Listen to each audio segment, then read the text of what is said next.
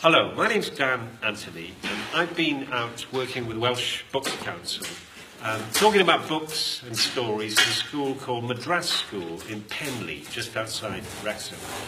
We've just been doing a workshop in the school, and it's gone really well this morning. The workshops that we run, I suppose you could say, they're partly about the stories that we've written, or in this case I've written, and the Books Council are promoting, but also they're very much focused on the stories that the people who were there write. And in this case, it was year 5 and 6 in Madras School. We had a brilliant time. The stories we actually looked at were these ones here, the rugby zombie stories, which are set in Wales's most frightening village, Abergary.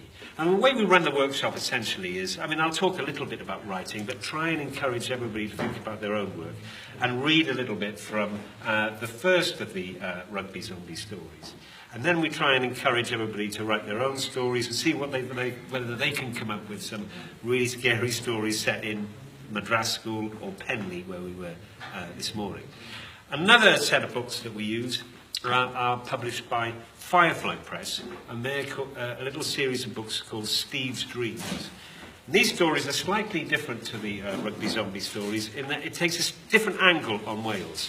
The rugby zombie stories, published by Dyma, are set in Abergary, in a valley, with a rugby pitch at the bottom of it, and all of those kind of things. Steve's Dreams happens in a place a little bit like where I grew up, on the side of a motorway, with a McDonald's on the side of it, and a multiplex cinema. And Steve, little Steve in these stories, is a little bit perplexed by the modern world, and he dreams himself into a hero at the end.